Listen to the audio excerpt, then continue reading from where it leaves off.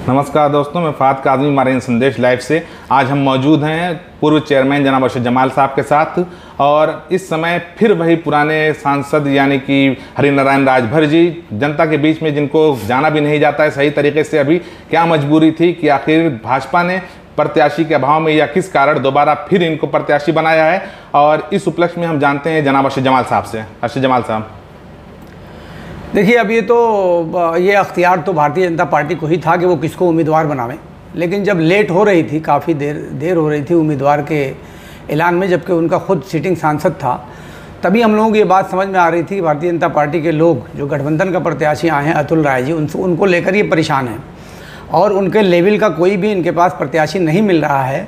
और बिल आखिर जिसके लिए भाजपा के लोग भी आश्वस्त थे कि कम से कम जो मौजूदा सांसद हैं हरिनारायण राजभर जी, उनको टिकट नहीं मिलेगा, मगर इसके अभाव में उन्हें प्रत्याशी बनाना पड़ा।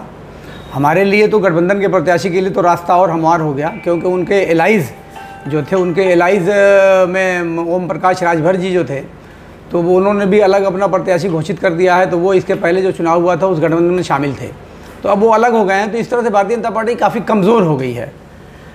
और देखिए, अगर सच्चाई को माना जाए तो जो कुछ भी हम बात कर लें अलग बात है, मगर अगर संजीदगी से एनालिसिस किया जाएगा तो एक बात बड़ी सीधी सी है कि उत्तर प्रदेश जैसे प्रदेश में जातीय समीकरणों पे भी वोटिंग होती है।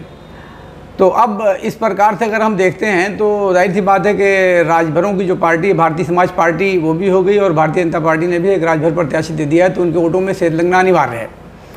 अब बैकवर्ड क्लास के वोटर हो गए, उनके प्रत्याशी हो गया, हमारा प्रत्याशी अपर कास्ट का हो गया, तो अपर कास्ट के प्रत्याशी होने का लाभ भी हम लोगों को पूरी संभावना है कि हमें मिलेगा। और अपर कास्ट का जो मतदाता होता है वो बहुत जागरूक होता है, वो ये समझता है कि किसको वोट देने से हमें लाभ में होगा और किसको वोट देने से हमें लाभ नहीं होगा। तो इन परिस्थितियों में 5 साल तक उन्होंने बीजेपी के प्रत्याशी को देखा है कि उन्होंने 5 साल एमपी रहते हुए एक सिंगल काम भी नहीं किया है। तो हम ये आशा करते हैं कि अपर कास्ट के जो मतदाता हैं, चाहे पंडित हों, ब्राह्मण हों, भूमियार हों, या और भी जो बिरादरियाँ हैं, वो सारे के सारे लोग अतुल राय के साथ खड़े होंगे और अतुल राय को कामयाब बनाने में मदद करेंगे। ये जातीय समीकरण के एतबार से मैं ये बात कह रहा हूँ। ये दोबारा इनको टिकट मिलने के बारे में आपकी क्या राय है? क्या उनकी भूमिका रही होगी? कितना दिन खोजने के बाद भी फिर वही पुराना प्रत्याशी अपने लेके आए? इसके बारे में आप बताएं। नहीं, मैं तो हैरान हूँ, मुझे तो यकीन ही नहीं हो रहा था जब सुना गया कि उन्हीं को फिर से प्रत्याशी बनाया गया, जो यहाँ के मौजूदा सांसद हैं। तो उनका पूरे 5 साल में काम तो आप छोड़ दीजिए, उनके दर्शन नहीं हुए। अगर आप 100 लोगों से पूछेंगे तो शायद उसमें 70 लोग आपको ऐसे मिलेंगे जिन्होंने उनको देखा भी नहीं होगा प्रत्याशी को। तो इसकी क्या आखिर मजबूरी थी कि उन्होंने ऐसा फैसला लिया? ये तो हम लोगों की समझ से बाहर बात है, और यही बात समझ में आती है कि उनको कोई प्रत्याशी नहीं मिल रहा था, और हार चूँकि उनको सुनिश्चित है, हार निश्चित है एकदम, इसलिए जो भी उनको प्रत्याशी मिला उसे देकर अपना जान छुड़ा ली है, और इनको कुछ करना नहीं और आने वाले दिनों में होना है। चूँकि भारतीय जनता पार्टी का जो 5 साल का कार्यकाल रहा है, उस कार्यकाल में जो कुछ इन्होंने किया, जिसे ये अपना एक काम गिनाते थे, जैसे नोटबंदी को ये अपना बड़ा काम गिनाते थे, मगर आज ये एक रिपोर्ट आई है, अजीम प्रेम जी यूनिवर्सिटी जो है, उस यूनिवर्सिटी के एक रिसर्च रिपोर्ट में ये बात कही गई है कि बहुत 30-40 सालों के दरमियान में इतनी ज़्यादा बेरोज़गारी कभी नहीं थी, और 50 लाख लोग इस नोटबंदी और जीएसटी की वजह से बेरोज़गार हुए हैं। आज ये रिपोर्ट आई है अजीम प्रेम जी यूनिवर्सिटी की। तो इस तरह से कभी ये जो विकास की बात करते थे, आज ये विकास की बात नहीं कर रहे हैं, आज ये विनाश की बात कर रहे हैं। अब बताइए कि इस अवसर पर साध्वी प्रज्ञा को, जो आतंकवाद के मामले में ज़मानत पर हैं, और ज़मानत भी इसलिए है कि उन्होंने खुद को बीमार दिखाकर ज़मानत ली है, उनको प्रत्याशी बना दिया है। और सिर्फ प्रत्याशी नहीं बनाया है, उनके बयानात जो बीजेपी के इशारे पर दिए जा रहे हैं, जो हेमंत करकरे, जिसको अशोक चक्र से केंद्र सरकार ने सम्मानित किया, क्योंकि आतंकवादियों की गोली से वो मारे गए थे और शहीद हुए थे, उनके बारे में इनका कहना है कि मेरी बद्दुआ लग गई और मेरा पाप लग गया। यानी शहीदों का अपमान किया जा रहा है। तो मुझे तो ये समझ में बात नहीं आ रही है कि राष्ट्रवाद के नाम पर भारतीय जनता पार्टी राजनीति करती है, और जो इस राष्ट्र के लिए जो लोग शहीद हो गए उनका अपमान कराया जा रहा है। तो ये दोहरी नीति जो भारतीय जनता पार्टी के लोगों की है, तो ऐसा नहीं है कि जनता उसको समझ नहीं रही है, जनता उसको समझ रही है, और समय आने पर उसका भरपूर जवाब भी देगी। मेरे ख्याल से वो समय आ गया है, और सबको जो डराने का इनका एक तरीका है। अभी आप देखिए कि सुप्रीम कोर्ट के चीफ जस्टिस ने क्या कहा, आज के अखबारों में भी आपने देखा होगा, कल न्यूज़ में देखा होगा, कि चीफ जस्टिस ये कह रहे हैं कि न्यायालय, सर्वोच्च न्यायालय का सम्मान खतरे में है। कुछ बड़ी ताकतें हैं जो सर्वोच्च न्यायालय और सर्वोच्च न्यायालय पर बैठे हुए चीफ जस्टिस को दबाना चाहती हैं, तो ये किसका क्या संकेत है? आप बताओ कि सरकार में जो बैठे हुए लोग हैं उन्होंने निर्वाचन आयोग को गुलाम बना लिया। निर्वाचन आयोग के अगर फैसले आप देखते हैं तो रोज़ कोई ना कोई करता है, सिर्फ नोटिस दे को बात को अपनी ख़त्म कर देते हैं। चाहे आप ईडी को ले लीजिए, ईडी का मिसयूज़ हो रहा है जगह जगह, सीबीआई को ले लीजिए, उसका मिसयूज़ हो रहा है।